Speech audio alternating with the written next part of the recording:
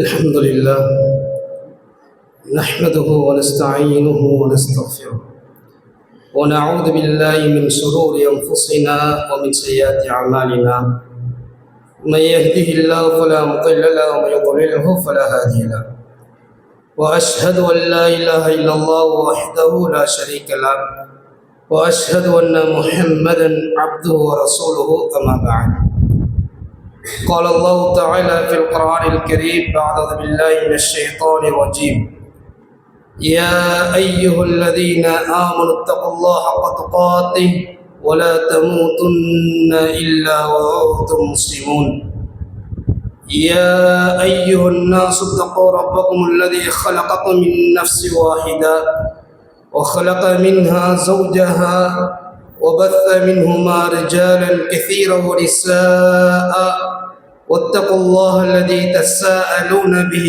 والأرحام إن الله كان عليكم رقيبا يا أيها الذين آمنوا اتقوا الله وقولوا قولا سديدا يصلح لكم أعمالكم ويغفر لكم ذنوبكم ومن يطع الله ورسوله فقد فاز فوزا عظيما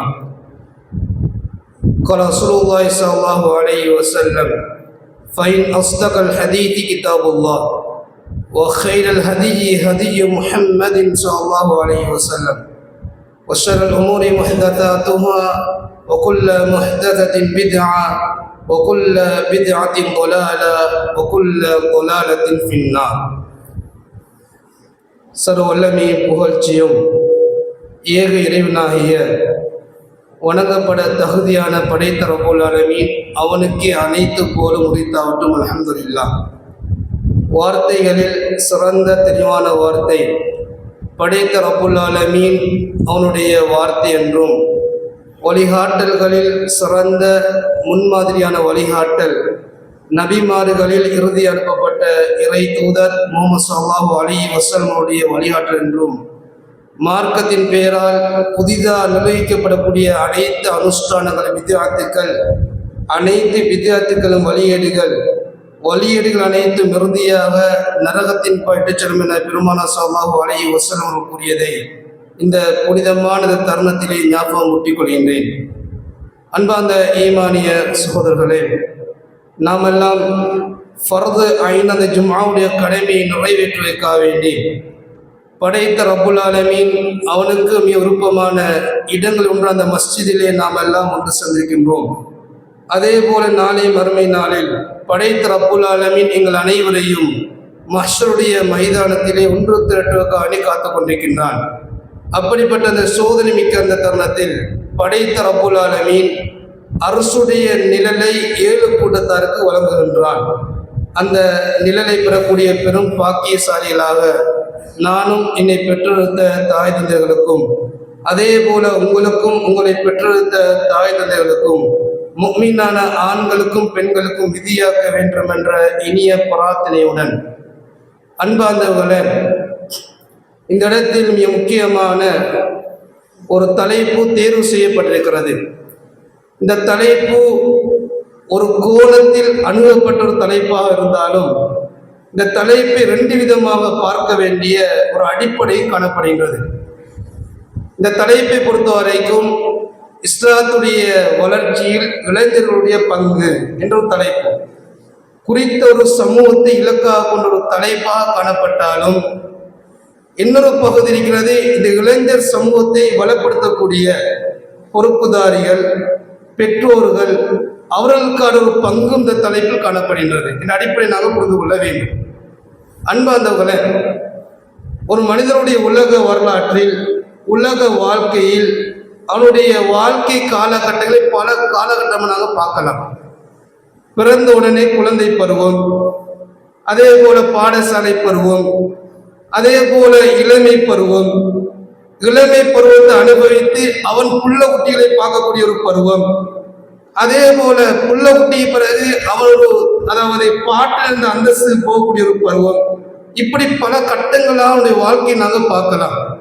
ஆனால் அனைத்து காலகட்டங்களும் அனைவருக்கும் கிடைக்கும் என்ற அடிப்படை கிடையாது.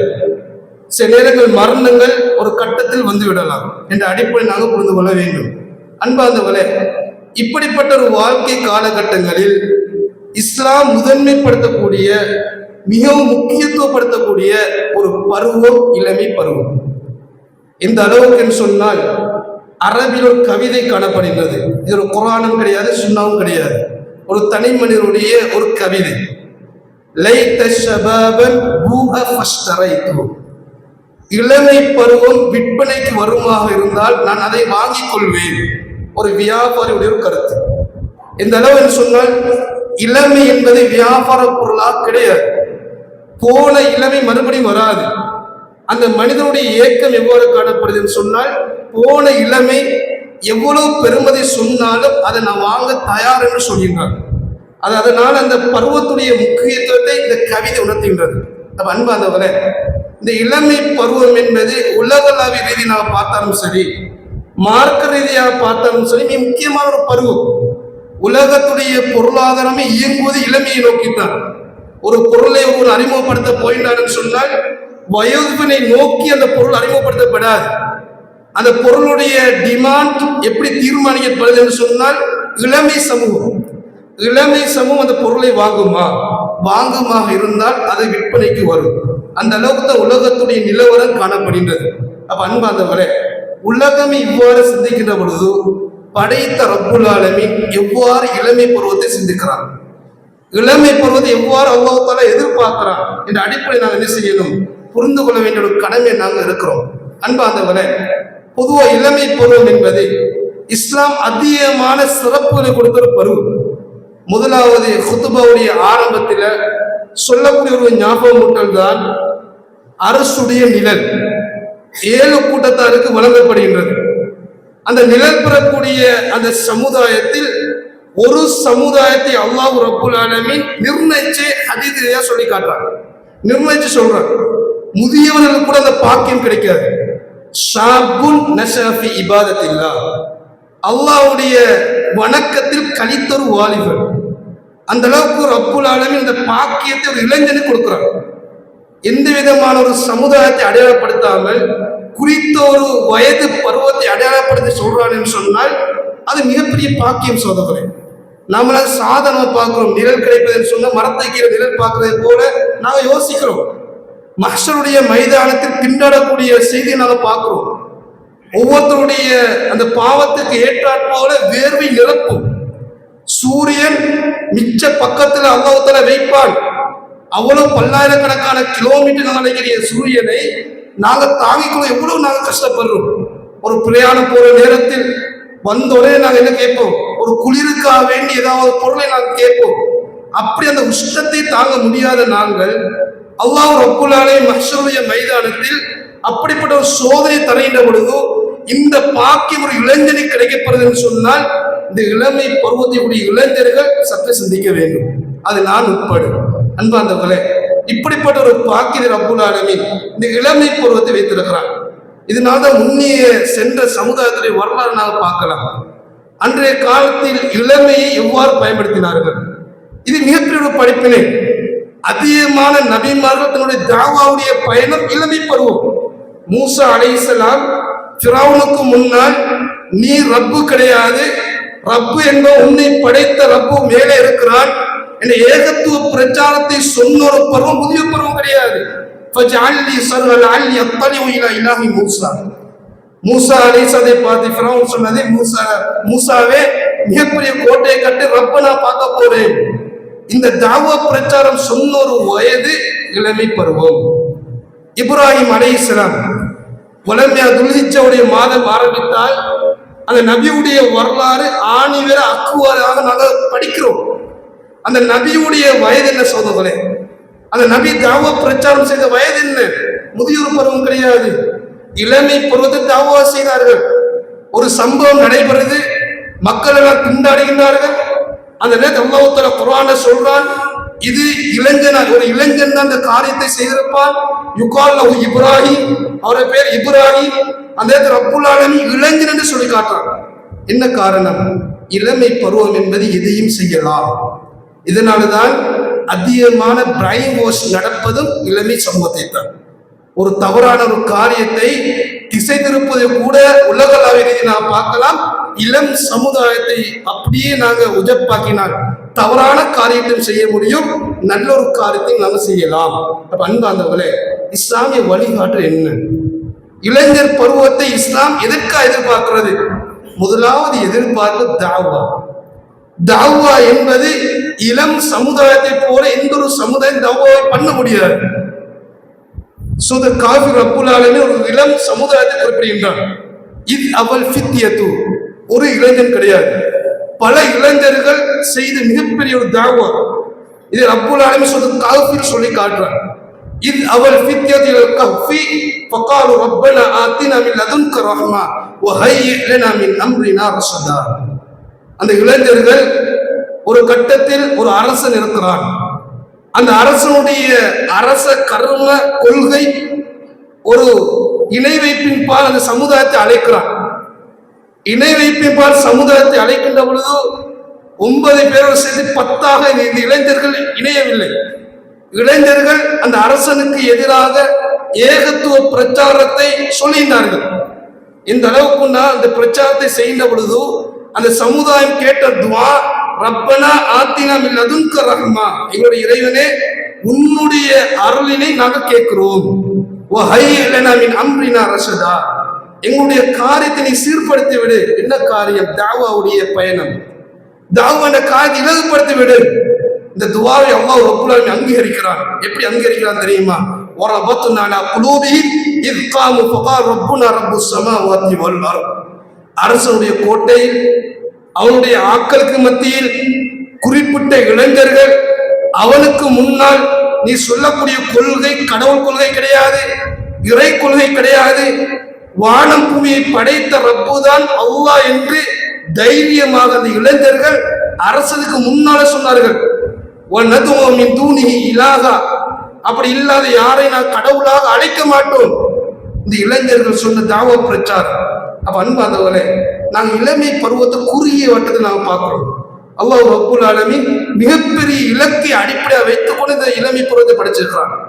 அந்த இளைஞர்கள் அந்த ஒரு தைரியம் வருவதற்கு மிக முக்கியமான காரணம் அல்லாஹ் ரப்புல் ஆலமீன் அந்த இளைஞர்களை உறுதிப்படுத்தியது. அடுத்தது அவருடைய வயது, இளமை, அந்த தைரியம். இளமையில வரக்கூடிய தைரியம் முதுமையில வராது. குடும்பம் என்ற பேக்ரவுண்ட் வருகின்ற பொழுது பயம் வரும். சில நேரங்கள் உண்மையை சொல்வதை கூட தைரியம் வராது. ஆனால் இளமை பருவத்தில் அந்த தைரியத்தை ரப்புல் ஒட்டோவாக தருகின்றான். அந்த அளவுக்கு இளமை பருவம் முக்கியமான ஒரு பருவமா இஸ்லாம் அடையாளப்படுத்துது. அப்ப அன்பார்ந்தவர்களே, நாங்கள எப்படி யோசிக்கிறோம்? இந்த இளமை பருவம் யோசிக்கிற நேரம் உலகத்தை தான் அதிகமாக நாங்கள் யோசிக்கிறோம். இந்த வயசுல அனுபவிக்காம இந்த வயசு அனுபவிக்க போறோம். மிகப்பெரிய ஷைத்தானுடைய வார்த்தை. எப்படி யோசிக்கிறது? இந்த ஏஜ்ல சுத்தக்கூடியெல்லாம் சுத்தி கொள்ளணும், வாங்கக்கூடியெல்லாம் வாங்கி கொள்ளணும், அனுபவிக்கூடியெல்லாம் அனுபவிச்சு கொள்ளணும். நாங்கள் திருமணம் முடிச்ச பிறகு புள்ள குட்டியை கண்டை பிறகு எங்களோட ஆசைகளை நாங்கள் தியாகம் செய்யணும். ஏன்னா ஆசையை அனுபவிக்க முடியாது. இப்ப எல்லாத்தையும் நாங்கள் செய்வோம் என்று சொல்லி ஹலாலாக இருந்தால் பிரச்சனை கிடையாது சோதர்களே. மார்க்கம் அதனுடைய வாய்ப்பை தருகின்றது. ஹராத்தை கூட ஹலாலை சுவைப்பதை போல அந்த இளமை பருவத்தை சுவைக்கக்கூடிய சமூகம் காணப்படுகிறார்கள். யோசிக்கலாம், ஒரு பள்ளியில ஒரு மார்க்க விளக்க வகுப்பு நடக்குதா? எத்தனை இளைஞர்கள் கலந்து கொள்வார்கள், எத்தனை முதியவர்கள் கலந்து கொள்வார்கள்? இந்த அளவுக்குனால் தாவா என்று சொன்னாலே எங்களை சமுதாயம் எப்படி ஒதுக்குறது? தாவான முதியவர்கள் தான். மார்க்க பயானி வச்சு நடக்குதா? முதலாவது சபையில முதியவர்களா இருக்கணும், நாங்க கடைசியா இருப்போம். அல்லது எங்களுக்கு நிறைய வேலைகள் இருக்கிறது, சுறுசுறுப்பு அந்த உலகத்தை நிறைய காண கிடைக்கிறது, அதனால நான் என்ன செய்யும், அதை நாங்கள் கழிச்சு கொள்வோம். இந்த அமைப்புல இளமையை நாங்கள் யோசிக்கிறோமே ஒழிய படைத்த ரப்புடைய நோக்கத்தை செய்யக்கூடியவர்கள் குறைந்த சொற்பமாக இருக்கிறாங்க சகோதரர்களே. அல்லாஹ்வை பயந்து கொள்ளணும். அப்ப அன்பார்ந்தவர்களே, இளமை பருவம் என்று சொல்வது ஒரு தஅவாவுக்கான பருவம். இந்த அளவுக்குண்டா ரசூலுல்லாஹி ஸல்லல்லாஹு அலைஹி வஸல்லம் ஒரு செய்தியை சொல்லி காட்டினாங்க.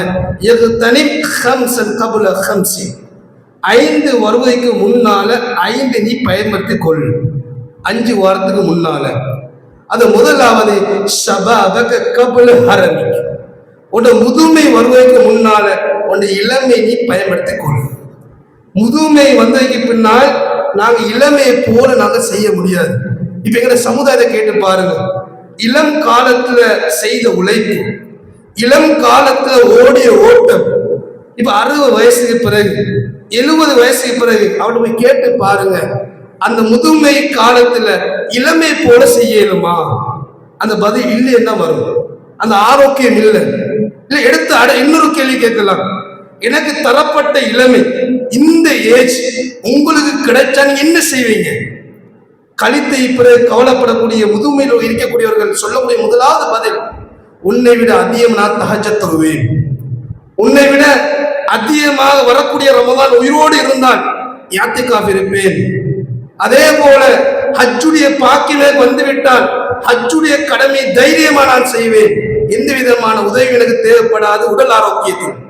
அப்ப அன்பார்ந்தவர்களே, இளமை இழந்த பின்னா இந்த ஆசையெல்லாம் வரும். அதை இஸ்லாம் சொல்லுது, இளமை சரியா பயன்படுத்திக்கொள், முதுமை வந்ததுக்கு பிறகு அதை பத்தி நீ கவலைப்படுவார். இஸ்லாம் சொல்லி காட்டுது, ஒமன் நுஅம்மிரு நுனக்கிசு ஃபில் ஹல்க். அல்லாஹ் குர்ஆன்ல சொல்றான், வயசை அதிகரிப்பதெல்லாம் உங்களை தலைகீழா புரட்டுவது. இப்ப தலைகீழா புரட்டுவதுன்னு சொன்னால் 40 வரை ஆக்டிவ் இருக்கும், தைரியம் இருக்கும். 40 பிறகு மறுபடியும் இளமையை நோக்கி, அத குழந்தை பருவத்தை நோக்கி முதுமை போகும். நான் பிறந்தவுடன் தாயுடைய அரவணைப்பில் தான் நாங்கள் இருந்தோம். பிறந்தவுடன் தாயுடைய ரத்தம் தான் உணவாக இருந்தது. இதெல்லாம் நான் குழந்தை பருவத்தில், அதே குழந்தை பருவத்தில் முதுமை ஆகின்ற பொழுது அதே குழந்தை பருவத்தை நோக்கி நாங்கள் போவோம். அதே பெட்ல தான் எனது வாழ்க்கை கழிக்கப்படும். என்ன காரணம்? வளமை போல எலும்பில் அது முதுகு வருத்தம் வரும். வளமை போல நினைச்சு சாப்பிட முடியாது. அந்த சாப்பாடு கூட நான் என்ன செய்வோம், லிஸ்ட போட்டிருப்போம். இந்த சாப்பாடு தின்றா சீனி கூடும், இந்த சாப்பாடு கொலஸ்ட்ரால் கூடும். இதெல்லாம் பார்க்கக்கூடிய ஒரு பருவம் முதுமை பருவம். சோதனை இஸ்லாம் சொல்லுது, ஷபாபக கபுல் ஹரமி, உன்னை முதுமை வருவைக்கு முன்னால உன்னை இளமையை சரியாக பயன்படுத்திக்கொள். எவ்வளோ இளமை காலத்துல எவ்வளோ அமல்கள் உன்னால் செய்ய முடியுமோ அவ்வளோ அமல தைரியமா செய்யக்கூடிய ஒரு பருவம் இளமை பருவம். சோதனை அல்லாஹ் ரப்புல் ஆலமீன் ஒரு இளைஞனுடைய வரலாற்றை சொல்லி காட்டுறான். அந்த இளைஞன் சாதாரண புரட்சி செய்யவில்லை. அந்த இளைஞன் எப்படியான புரட்சி செய்கின்றான்? ஒரு ஏரியாவை இஸ்லாத்துக்கு ஏற்ற ஒரு வரலாறு. ஒரு ஏரியாவை அரசரையும் அந்த அவையும் இல்லாமல் முழு அந்த ஏரியா சமூகத்தையும் இஸ்லாத்தை ஏற்க செய்த ஒரு வரலாறு. ஒரு இளைஞன், அந்த வரலாற்றில் பின்னணி ஒரு இளைஞன் இருக்கிறான். அன்பாந்தவர்களே, சுது புரூஜை புரட்டி பாருங்க. முதலா ஜுஸ்ல வரக்கூடிய சுது புரூஜ், அல்லாஹ் ரப்புல் ஆலமீன் சக்திகளை செஞ்சு கொண்டே வாரான். வஸ்ஸமாஇ தாத்தில் புரூஜ் வல் யௌமில் மவ்ஊத் வஷாஹிதி வமஷ்ஹூத் குதில அஸ்ஹாபுல் உக்தூத்.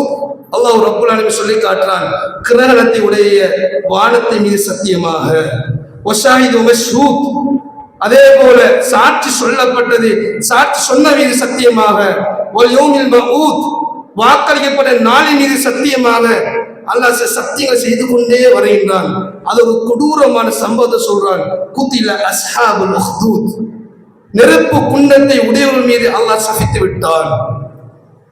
அதே போல அந்நாரிதாத்துல் வகூத், மிகப்பெரிய நெருப்பு குண்டத்தை உருவாக்கி நெருப்பை கொளுத்தினார்கள். இதுவும் அலைஹா கௌத், அந்த மூட்டிய நெருப்புக்கு முன்னால் அந்த சமூகங்கள் இருந்தார்கள், அந்த கொடூர செயலை செய்தவர்கள், அரசனும் அந்த அவையை சார்ந்தவர்கள். அல்லாஹ் தஆலா சொல்லிக் கொண்டு வர அந்த கொடூர செயலுக்கு அவங்க தான் அவங்களுக்கான சாட்சி. அல்ல அந்த வரலாறை சொல்லிவிட்டு இந்த வரலாற்றுடைய பின்னி நாங்கள் பார்க்கிற நேரத்தில் ஒரு இளைஞனுடைய வரலாறு காணப்படுது. இந்த வசனத்தில் புரூஜில் முதலாவது வசனத்தில் 10வது வசனம் வரை அந்த கொடூர செயல் ரப்புல் ஆலமீன் சொல்லிக் கொண்டு வரார். அந்த சம்பவத்தில் ஒரு இளைஞனுடைய வரலாறு இருக்கிறது. எப்படிப்பட்ட வரலாறு? அன்றைய காலத்தில் ஒரு அரசன் இருக்கிறான். இந்த அரசனுடைய மிகப்பெரிய ஒரு கொள்கை, தான் தான் ரப்பு, என்னத்தை நீங்க வணங்கணும். தன்னை ரப்பு கொள்கையை மறுக்கக்கூடியவர்களாம் கொலை செய்வான். இது அவனுடைய மிக முக்கியமான ஒரு நடைமுறையாக காணப்படுது. அந்த அரசு சபையில் ஒரு சூனியக்காரன் இருக்கிறான். 3 விதமான கலைகளில் தேர்ச்சி பெற்றவன். அவனுக்கு ஜோதிடம் தெரியும், சூனியம் தெரியும், சாஸ்திரம் தெரியும். அவன் முதுமை வயதை அடைகின்ற பொழுது அரசரை பார்த்து சொல்கின்றான், அரசே, என்னுடைய இடத்துக்கு ஒரு ஆளை நான் நிர்ணயிக்க வேண்டும். அப்ப நிர்ணயிக்கப்படக்கூடியவன் ஒரு இளைஞனாக இருக்க வேண்டும். அந்த இளைஞன் நீங்க பிடித்து தாருங்கள், அவனுக்கு அனைத்து கலையை கற்றுக் கொடுக்கிறேன்.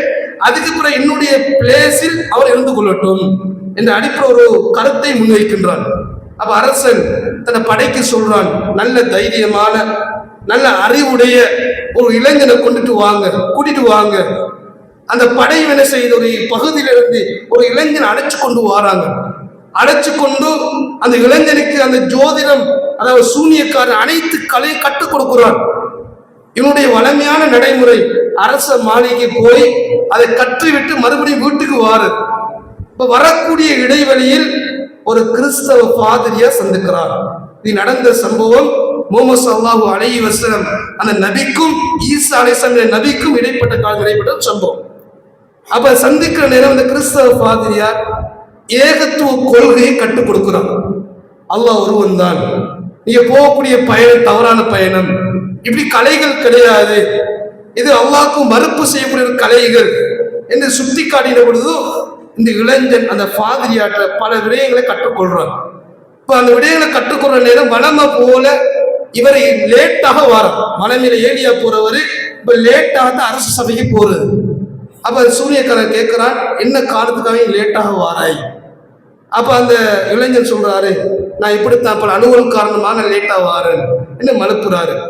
அந்த காலத்து ஒரு சம்பவம் நடக்குது. என்ன சம்பவம் என்றால், அவர் இருக்கக்கூடிய பிரதேசத்தில் ஒரு மிருகம் அந்த சமுதாயத்தை பயமுறுத்தி கொண்டிருக்கிறது.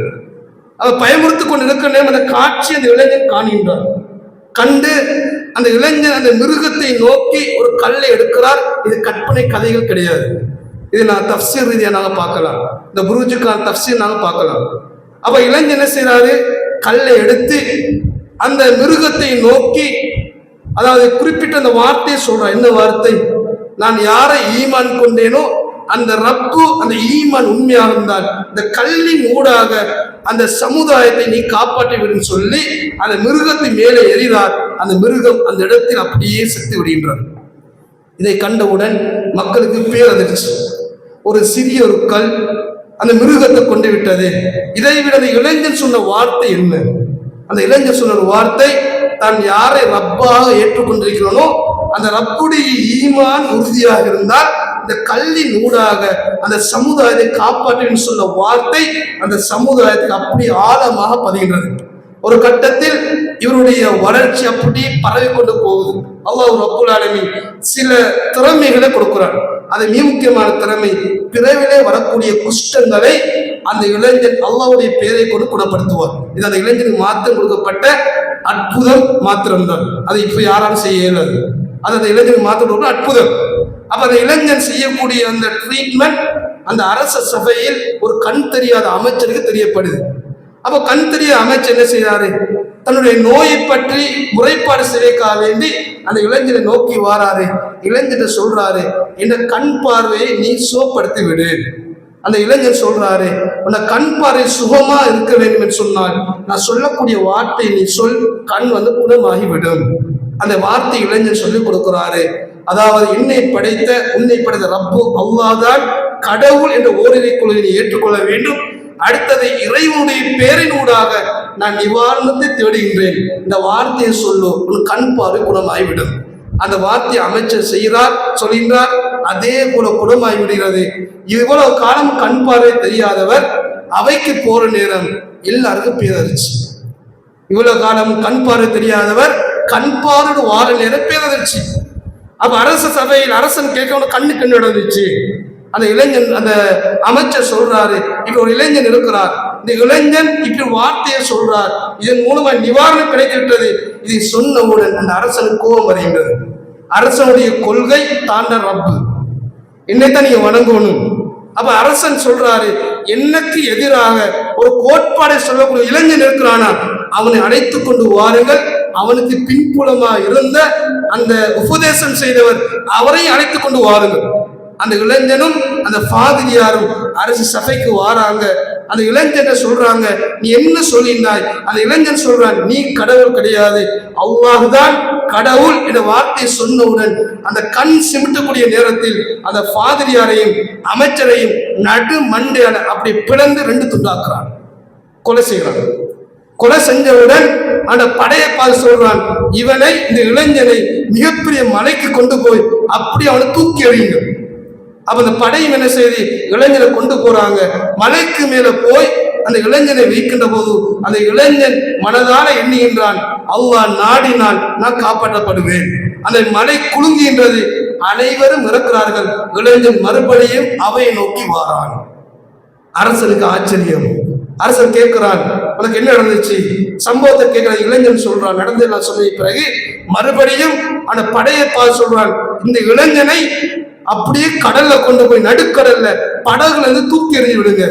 அதே போல படை கொண்டு போவது, அதே போல நினைக்கிறான். அதே போல படகு குலுங்குகின்றது. அந்த இளைஞனை தவிர அனைவரும் கடல்ல மூழ்கடிக்கப்படுறாங்க. அரசனுக்கு இயலாது, கொலை செய்ய முடியாது.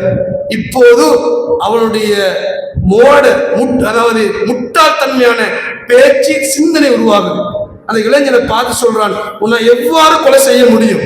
உன்னை எப்படி நான் கொலை செய்யறது? இந்த இளைஞன் இந்த சந்தர்ப்பத்தை பயன்படுத்தி இளைஞன் சொல்றான், நீ என்னை கொலை செய்ய வேண்டுமா இருந்தால் ஒரே ஒரு விஷயம் இருக்கிறது, அதை செய், நான் இறந்து விடுவேன். என்ன விடயம்? அனைத்து மக்களையும் ஒன்று சேர்த்து விடு. இதான் இளைஞனுடைய திட்டம். அனைவரை ஒன்று சேர்த்து விடு. அனைவருக்கு முன்னால் ஒரு கம்பத்தில் என்னை கட்டிவிடு. கட்டி எனக்கு பின்ன அம்பு இருக்கிறது, அந்த அம்பை என்னுடைய நெற்றிக்கு முன்னால் நான் சொல்லக்கூடிய வார்த்தையை சொல்லி எரி, நான் அப்படியே இறந்து விடுவேன். என்ன வார்த்தை?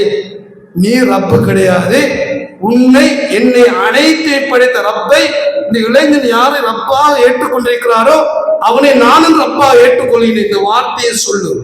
இரண்டாவது வார்த்தை, அந்த இளைஞன் சொல்லக்கூடிய ரப்பின் பேரால் நான் ஈட்டி எரிகின்றேன் என்று சொல்லி நீ எரி, நான் அப்படி இறந்து விடுவேன். அப்ப இதனுடைய யதார்த்தத்தை புரியாத அரசன் அதே போல செய்கின்றான். அனைத்து மக்களும் கண் பார்வைக்கு முன்னால இளைஞன் கட்டப்படுகின்றான். இளைஞனுடைய ஈட்டி எடுத்து இந்த வார்த்தையை சொல்லி அவன் எறுகின்றான். நடந்த சம்பவம், அந்த இளைஞன் மரணிக்கின்றான். அனைத்து மக்களும் அரசன் சொன்ன வார்த்தை அவதானிக்கிறார்கள். என்ன வார்த்தை? தான் ரப்பு கிடையாது. இந்த இளைஞன் யாரை ரப்பாக சொல்கின்றானோ அவன் தான் ரப்பு. சொன்ன உடனே அனைத்து மக்களும் இஸ்லாத்தை தழுவின்றார்கள். இதை கண்டவுடன் அந்த மன்னர், இது வெறும் சூனிய பேச்சு, இளைஞனை ஏமாத்தி விட்டான் என்று சொல்லி புலம்பி அந்த மன்னருடைய படைக்கு சொல்றார், மிகப்பெரிய நெருப்பை மூட்டி அனைவரை நெருப்புல போடு. அதை குத்தில அஸ்ஹாபுல் உஹ்தூத், நெருப்பு குண்டத்தை ஏற்படுத்தியவன் அவன் சபித்து விட்டான். அல்லாஹ் குர்ஆன்ல சொல்றான் புரூஜில். அப்ப நெருப்பு குண்டத்தை மூட்டி அனைவரும் நெருப்பு குண்டத்தை முன்னால கொண்டு வரப்படுறாங்க. கொண்டு வரப்படுகின்ற நேரம் ஒரு கேள்வி, நான் ரப்பா? இந்த இளைஞன் சொன்னவன் ரப்பா? அப்ப யாரெல்லாம் இளைஞன் சொன்னது ரப்புன்னு ஏற்றுக்கொண்டாங்களோ அனைவரும் நெருப்பு தூக்கி போடுறாங்க. அப்ப நெருப்பு தூக்கி கொண்டு போற நேரம் ஒரு தாய் ஒரு குழந்தையோட வருகின்றார். இதன் வரலாற்றை நாங்க பார்க்கலாம். குழந்தை பருவத்தில் பேசிய வரலாற்று, அந்த வரலாறு நெடுகள் நாம் பார்க்கலாம். ஒன்று ஈசா அலைஹிஸ்ஸலாம், அதனுடைய அடுத்த கட்டமா பேசப்படக்கூடிய ஒரு வரலாறு இந்த குழந்தையோட தாய் வருகின்றார். நெருப்பு குண்டது முன்னால் தாய் யோசிக்கிறார், நான் பரவாயில்லை, நான் விழுந்து விடலாம், எந்த விதமான அநியாயம் செய்யாத இந்த அப்பாவி குழந்தை ஏன் தண்டனை கிடைக்க வேண்டும் என்று கவலைப்படுற நேரம் அல்லாஹ் தஆலா அந்த குழந்தையை பேச செய்கின்றான். குழந்தை சொல்கின்றது, நீ இருக்கக்கூடிய பக்கம் ஹக்கா இருந்தால் அல்லாஹ்வுடைய பேரை சொல்லி அப்படி குதிச்சு விடு. அந்த தாய் குதிக்கிறாள். இந்த காட்சியை ரப்புல் ஆலமீன் சொல்லி காட்ட, இந்த செயலை ஏற்படுத்தியவர்கள், இந்த செயலை ஏற்படுத்திய சமுதாயமே சாட்சி என்ற விடயத்தை ஸல்லல்லாஹு புரூஜில் சொல்றாங்க. அன்பார்ந்தவர்களே, இந்த மிகப்பெரிய வரலாற்றை உருவாக்கியவன் ஒரு இளைஞன். நன்றாக புரிந்து கொள்ள வேண்டும். இப்படி ஒரு சமுதாயத்தை இஸ்லாத்து கொண்டு வந்த ஒரு இளைஞன் நினைத்தால் எதையும் சாதிக்கலாம். இளைஞர் பருவத்தை சரியாக பயன்படுத்தினால் அது மாத்திரம் போதும், மிகப்பெரிய பொக்கிஷம் சகோதரர்களே. எனவே தரப்பட்ட அந்த வாழ்நாளை சரியான முறையை நாம் பயன்படுத்துவோம். கிடைக்கப்பெற்ற இளம் வயசை சரியான முறையில் பயன்படுத்துவோம். இழந்தை பின்னால வருந்தாமல் அந்த உரிய அந்த காலத்தை சரியான முறையில் பயன்படுத்தி அல்லாஹ்வுக்கு திருப்திகரமான ஒரு பருவமாக அந்த பருவத்தை அமைத்துக் கொள்வோம். கழித்த இளமையை அல்லாஹ் ஏற்றுக்கொள்ள வேண்டும் என்ற ஒரு துஆவுடன் நாங்கள் அமைத்துக் கொள்வோம். எல்லாம் ரப்புல் ஆலமீன் உங்கள் அனைத்து கூலியும் ஏற்றுக்கொள்ள வேண்டும் பிரார்த்தனை முடித்துக் கொள்கிறேன். வஆஹிரு தஅவானா அல்ஹம்துலில்லாஹி ரப்பில் ஆலமீன்.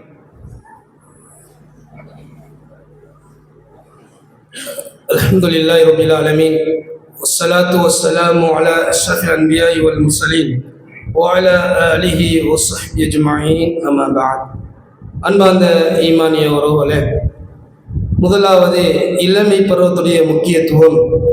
அதே போல முன் சென்ற சமுதாயத்தினர் இளமை பருவத்தை எவ்வாறு பயன்படுத்தினார்கள் என்ற அடிப்படையில் 2 வரலாறுகளை நாங்கள் ஆதாரபூர்வமாக பார்த்தோம். அதே போல இன்னொரு பகுதி இருக்கிறது. இந்த இளமை பருவம் என்று சொல்லிட்ட பொழுது பல ஆசைகள் வரும். அதே போல ஹராம் அதிகமாக நுழைவிக்கப்படக்கூடிய ஒரு பருவமாக இந்த இளமை பருவம் இருக்கிறது. இந்த அல்லாஹ் ரப்புல் ஆலமீன் இந்த உலகத்தை ஒரு அலங்காரமாக தான் தந்திருக்கிறான். அதே போல ஹராமும் அலங்காரமாக தான் இருக்கும். பார்க்க பார்க்க சுவைக்கணும் என்ற ஒரு டேஸ்ட் பொதுவான ஒரு நியதியாக காணப்படுகிறது. எனவே அன்பார்ந்தவர்களே, இந்த இளமை பருவம் எவ்விதமான சவால்கள் வந்தாலும் நாங்கள் ஸ்ட்ராங்காக இருக்கணும். இந்த இளமை பருவத்தை எப்படிப்பட்ட ஒரு ஃபித்னாக்கள் வந்தாலும் நாங்கள் உறுதியாக இருக்கணும். அது மிகப்பெரிய ஒரு சான்று தான். 3 நபர்கள், 3 இளைஞர்கள் ஒரு நடைப்பயணமாக போய்கொண்டிருக்கிறார்கள். திடீரென்று குகைக்குள்ள வந்து தஞ்சம் புகுறாங்க. நான் தெரிந்த ஒரு வரலாறு. அந்த குகையை தஞ்சம் புகுந்த நேரத்தில் அந்த குகையுடைய கல் என்ன செய்து அந்த குகையை அடைத்து விடுது. வெளியே போகக்கூடிய ஒரு வாய்ப்பு கிடையாது. அப்ப தடமாறிக்கொண்டு இருக்கிற நேரத்தில் 3 இளைஞர்களும் 3 விதமான நன்மைகளை சொல்லி அல்லாஹ்ட பிரார்த்திக்கிறார்கள். நன்றாக விளங்கிக் கொள்ள வேண்டும். இது மிகப்பெரிய ஒரு படிப்பினை. அல்லாஹ்ட்ட நான் துஆ கேட்கிற நேரம் அல்லாஹ்ட்ட நாங்கள் சொல்லலாம். நான் செஞ்ச அமலை அல்லாஹ்ட்ட சொல்லலாம், பிற மக்கள்கிட்ட சொல்ல தேவையில்லை. நாங்கள் எந்த ஒரு அமலை செஞ்சாலும் அல்லாஹ்ட்ட சொல்லி அது நன்மையை நாங்கள் கேட்கலாம். யா அல்லாஹ், இப்படி ஒரு தர்மம் கொடுத்தேன். யா அல்லாஹ், ரோட்ல போற நேரத்தில் ஒருவன் பாதிப்புக்குள்ளாயினால் அவனை இவ்வாறு உதவி செய்தேன். இது அல்லாஹ்ட்ட மன்றாடலாம். காரணம், படைச்சவன் அல்லாஹ். நாங்கள் என்ன செய்ய அல்லாஹ்ட்ட மன்றாடலாம். அப்ப இந்த ஒரு வரலாற்றின் மிகப்பெரிய ஒரு படிப்பினை நன்மையை சொல்லி நாங்கள் துஆ செய்யறது. அப்ப இளைஞர்கள் என்ன செய்யறாங்கன்னா அவங்கள நன்மையை சொல்லி அல்லாஹ்ட்ட துஆ செய்யறாங்க. அது ஒரு இளைஞன் துஆ செய்யறாரு, யா அல்லாஹ், என்னுடைய குடும்பத்தில் ஒரு அழகான ஒரு பெண்மணி இருந்தார். அந்த பெண்மணி பல தடவை நான் அடைவதற்கு முயற்சி செய்தேன். அந்த பெண் எனக்காக இணங்கவில்லை. ஒரு முறை அந்த பெண்ணுக்கு பொருளாதார தட்டுப்பாடு வருகின்றது, வறுமை ஏற்படுகின்றது. அந்த பெண் என்னிடம் பணம் கேட்டு வருகின்றாள். அந்த நேரத்தில் அதை சந்தர்ப்பமாக பயன்படுத்தி என்னுடைய ஆசைக்கு கட்டுப்பாடுன்னு சொன்னேன். அந்த பெண்ணுக்கு வேற வழி தெரியாமல் பணத்துக்காக வேண்டி, வறுமைக்காக வேண்டி என்னுடைய ஆசைக்கு கட்டுப்பட்டார். அப்ப அனைத்து முயற்சிகளால் செய்து பெண்ணை அடைய முயற்சி செய்கின்ற பொழுது அந்த பெண் ஒரு வார்த்தையை சொன்னாள், அல்லாஹ்வை நீ பயந்து கொள், அல்லாஹ்வை நீ பயந்து கொள். இந்த வார்த்தையை சொன்னவுடன் உனக்காக வேண்டி அனைத்தை நான் விட்டுவிட்டேன். இது செய்தது இளமை பருவம். பண்பாந்தவர்களே, இளமை பருவத்துடைய அமலுடைய பெருமதி உணர்ந்து கொள்ளணும். இளமை பருவ அமல் என்பது சாதாரண அமல் கிடையாது. நாங்கள் சகஜமாக ஒரு உடல் ஆரோக்கியம் இருப்பதால இதை நாங்கள் சிம்பிளாக யோசிப்போம். ஆனால் இளமை பருவ அமல் என்பது அல்லாஹ்விடத்தில் மிக முக்கியமான கண்ணியமான அமல். ரசூலுல்லாஹி ஸல்லல்லாஹு அலைஹி வஸல்லம் சூசகமா சொல்லி காட்டினார்கள், நிஅமத்தானி மக்பூனுன் ஃபீஹிமா கஸீரும் மினன் நாஸ். 2 நிஅமத்துகள் காணப்படுகின்றன.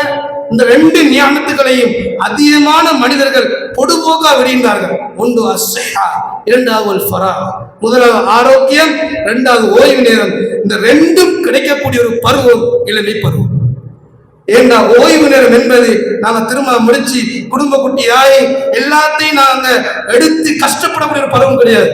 இளமை பருவம் என்பது அதிகமான நேரம் ஃப்ரீயாக கிடைக்கும். நாங்க பிஸியாக்கி கொள்றோம், நேரம் ஃப்ரீயாக கிடைக்கும். நாங்க சும்மா பிஸின்னு காட்டிக் கொள்றது. சில நேரங்கள் நாங்க தொழுகைக்கான நேரம் வரைகின்ற பொழுது இந்த தொழுகைக்கான வாய்ப்பு கிடைக்கும், ஆனால் தொழ மாட்டோம். என்ன, டைம் இல்லை, என்ன வேலையை செய்யணும், அது அடுத்த கட்டம் பார்ப்போம். அன்பாந்தவர்களே, ஃப்ரீ என்ற ஒரு நேரம் வருமாக இருந்தால் அது இளமை பருவம். அது படிக்கக்கூடிய மாணவனாக இருந்தாலும் சரி, தொழில் செய்யக்கூடிய எவனாக இருந்தாலும் சரி, ஃப்ரீ என்ற நேரம் வருதா அது இளமை பருவம். முதுமை என்று வருகின்ற பொழுது, அந்த இளமை தாண்டுகின்ற பொழுது அப்போதான் ஃபேமிலி ரீதியாக நிறைய ப்ராப்ளம்ஸ் வரும். அதை செய்யணும், இதை செய்யணும், அதெல்லாம் இல்லாத ஒரு பருவம் இளமை பருவம். இந்த நபியாக சொன்னாங்க, இந்த 2 நியாமத்துகளை தெரியாத மக்கள் அதிகமா இருக்கிறாங்க. அதனால நான் விலகிக் கொள்ளணும். ஆரோக்கியம் ஏற்ற ஒரு பருவம் இளமை பருவம், ஓய்வு நேரம் ஏற்ற ஒரு இளமை பருவம். சரியான முறை கழிக்கணும், தொழு விஷயம் பொடுவாக இருக்கக்கூடாது. மார்க்க உபன்யாசம் நடைபெறுகின்றதா, அனைத்தை விட்டுட்டு நான் என்ன செய்யணும், கலந்து கொள்ள வேண்டும். நான் இப்ப கேட்க போறோம்.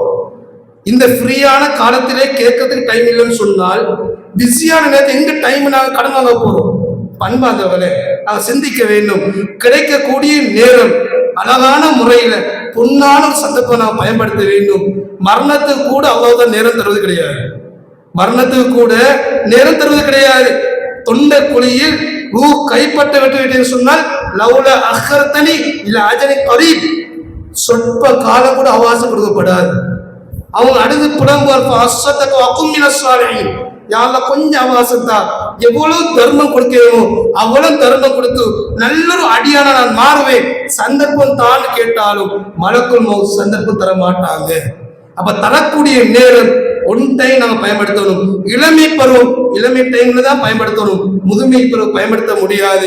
இளம் பருவத்தை செய்யக்கூடிய அமல்களை முதுமை பருவத்துல முடியாத நேரத்துல அல்லாஹ் ரப்புல் ஆலமீன் இளம் கால செய்த அமலை நிரப்புகின்றான் என்று சொன்னால் அந்த பருவத்தை நாம் சரியான முறையில புரிந்து கொள்வோம். எல்லாம் ரப்புல் ஆலமீன் இளம் பருவத்தை கழித்தவர்கள் அல்லாஹ் ரப்புல் ஆலமீன் அதை நல்லொரு அமலா ஏற்றுக்கொள்ள வேண்டும். கழிக்கு இருப்பவர்கள் சரியான முறையில கழித்து அல்லாஹ் ஈடேற்றமான பருவமாக அமைத்துக் கொள்ள வேண்டும். அதே போல பெற்றோர்களும் இந்த இளமை பருவத்துல மிச்சம் தங்களுடைய பிள்ளைகளை கவனம் செலுத்துமாறும் தயவுடன் வேண்டிக் கொள்கின்றேன். ஜஸாக்குமுல்லாஹ் ஹைர்.